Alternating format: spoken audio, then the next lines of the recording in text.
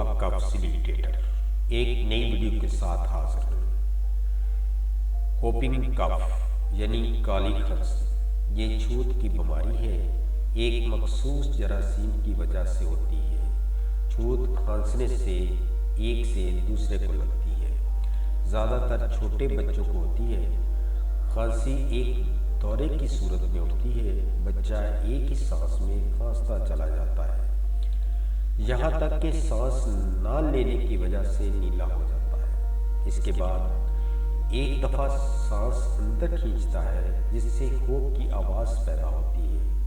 پہلے زکام لگتا ہے اور برونکائٹس ہو جاتا ہے اور ساتھ بخار ہوتا ہے۔ یہ حالت 7 دن تک رہ سکتی ہے۔ اس کے بعد تقریباً 6 ہفتے تک کھانسی اپنے مخصوص انداز کے دوروں کی شکل میں آتی ہے۔ دن میں 15-20 دورے اٹھتے ہیں جو کہ آہستہ آہستہ کم ہو جاتے ہیں۔ کل مدت بیماری کی تقریباً 2.5 سے 3 کے مہینے تک رہتی ہے اور کھانسی بڑی مشکل سے ٹھیک ہوتی ہے اور بچے کو بہت تنگ کرتی ہے۔ اس کے دوران نمونیا بھی ہو سکتا ہے۔ کھانسی کے آداب برقرار رکھیں۔ اگر آپ کو کھانسی آ رہی ہے تو سرجیکل ماسک پہنیں۔ کھانستے اور چھینکتے ہوئے منہ اور ناک کو ڈھانپ لیں۔ استعمال شدہ ٹیشو پیپر کو مناسب جگہ موضوع پر طلب کریں۔ ہاتھوں کو صابن اور پانی سے دھوئیں۔ یہ ایک جراثیم بورڈیلا پرٹوسس نامی بیکٹیریا کی قسم کی وجہ سے ہوتی ہے۔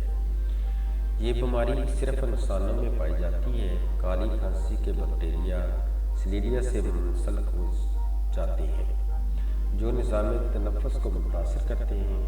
یہ تعین کرنا مشکل ہو سکتا ہے کہ کس کو پرٹوسس ہے۔ جب بھی ممکن ہو معالجین کو متشبہ پرٹوسس والے تمام افراد سے NP حاصل کرنا چاہیے۔ بہترین تشخیصی نتائج کے لیے مناسب طریقے سے حاصل کیا گیا NP ضروری ہے۔ ایک ہی نمونہ کلچر اور PCR دونوں کے لیے استعمال کیا جا سکتا ہے۔ ہوپنگ کف کا علاج: antibiotic tablet syrup erythromycin, tablet syrup clarithromycin, tablet syrup azithromycin. اس مرض کے علاج کے لیے یہ میڈیسن نہایت مفید ہے۔ بچوں کو اس کا شربت حسب عمر یا وزن کے مطابق دیں۔ اگر کوئی پیچیدگی ہو جائے تو ساتھ ساتھ اس کا بھی علاج کرنا چاہیے۔ اس کے ساتھ کھانسی کا شربت بھی دیں۔ سیرپ ایکسیفائل، سیرپ پلمونول۔ اگر بخار ہو تو ٹیبلٹ سیرپ پیناڈول دیں۔ اگر دوران مرض مریض کو نمونیا ہو جائے تو مریض کو ہسپتال میں داخل کروا دیں۔ یاد رکھیں، ادویات ہمیشہ اپنے معالج کی ہدایت کے مطابق استعمال کریں۔ ویڈیو دیکھنے اور سننے کا شکریہ۔